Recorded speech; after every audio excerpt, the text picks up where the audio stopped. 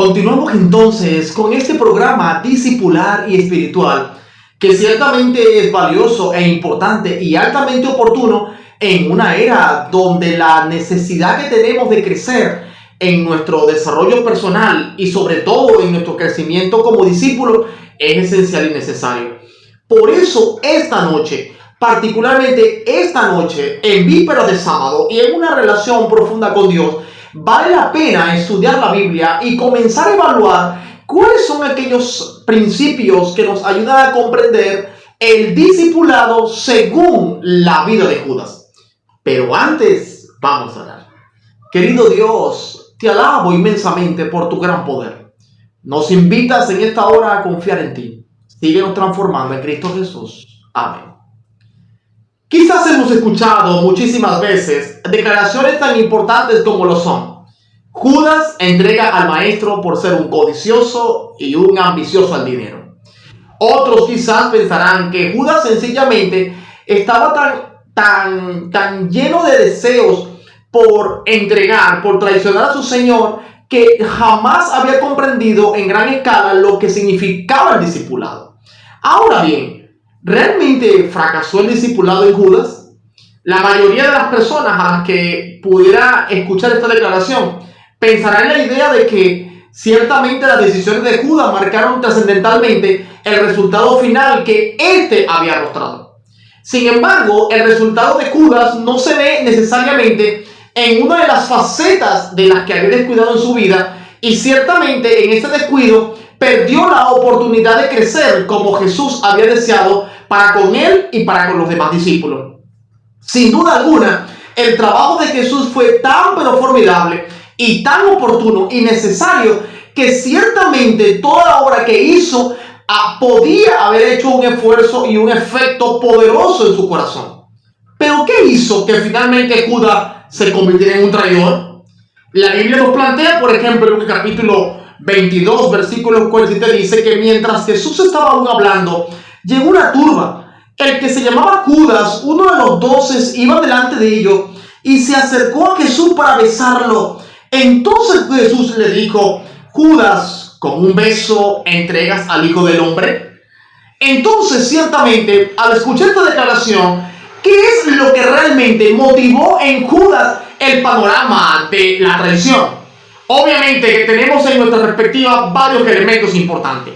La sierva de Dios utiliza varias declaraciones que a mí me gustaría para hoy presentarles a ustedes para que vean que ciertamente no solamente las ambiciones egoístas y el malfactor dinero motivó en Judas la traición.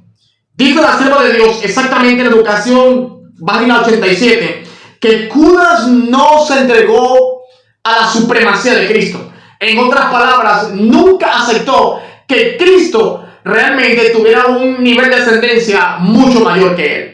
Al mismo tiempo, dice la sierva de Dios en Conflicto y Valor, la página 287, que este introdujo controversia y sostenía sentimientos engañosos en su corazón. Al mismo tiempo, dice la sierva de Dios, al siguiente dice que el orgullo y la tentación del enemigo eran tan fuertes en la vida de él, diciéndolo ella en Cristo Triunfante, la página 266. Pero luego algo interesante, lo dijo la sierva de Dios en el deseo de toda la gente, la página 667, cuando declaró que Jesús veía que Satanás estaba comunicando sus atributos a Judas y se había convertido en un conducto de influencia para el mal en los discípulos.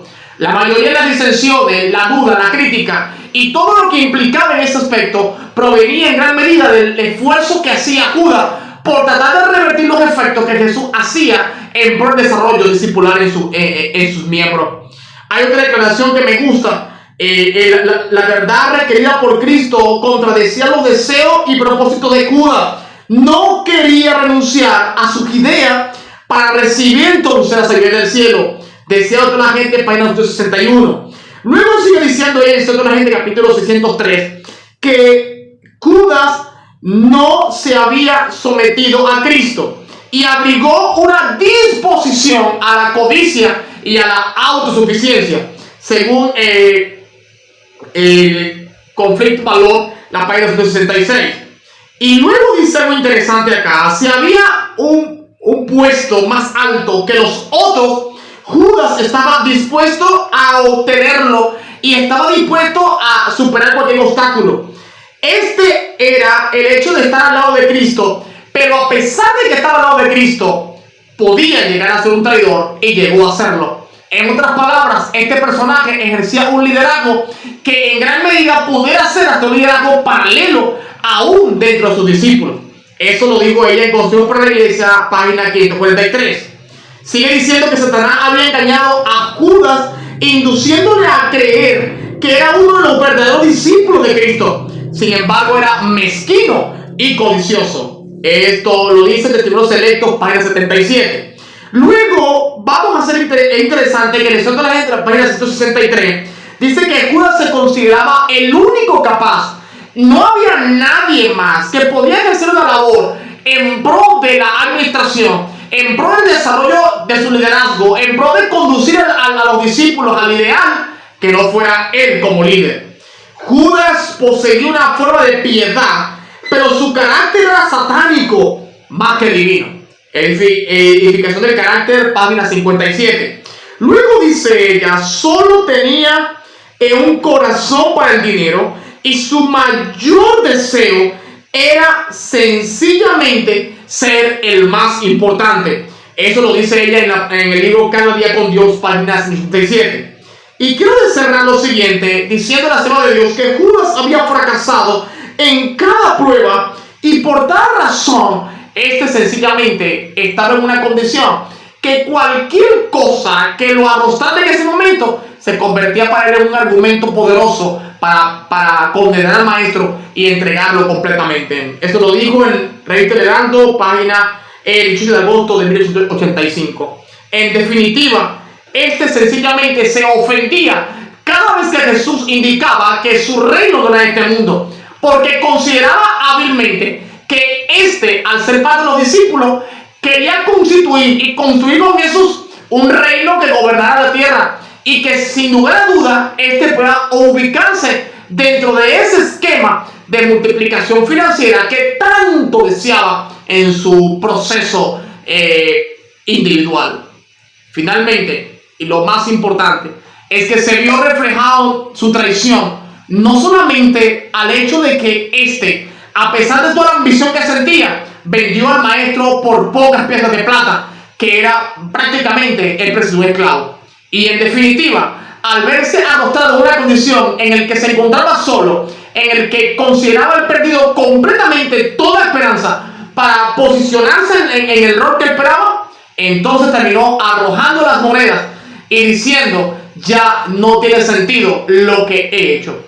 Esto sencillamente nos muestra el ideal que paso a paso pudiéramos estar caminando como Judas, al lado de Jesús, pero negando al maestro con nuestras convicciones, ideales, con nuestros preceptos, pero sobre todo negándolo cuando nuestra vida está llena de incredulidad, está llena de egoísmo, de orgullo, de exaltación propia, y no estamos interesados en vivir una experiencia profunda con el maestro. Por eso te invito hoy, en gran medida, a vivir una experiencia profunda con Dios, a caminar con Jesús, pero a evitar por todos los medios que el maligno nos arrostre y que nos lleve en el camino en el que sencillamente sus intereses y sus ideales puedan entonces estar marcadas en nuestra vida, para en vez de glorificar a Dios, terminemos glorificando al maligno.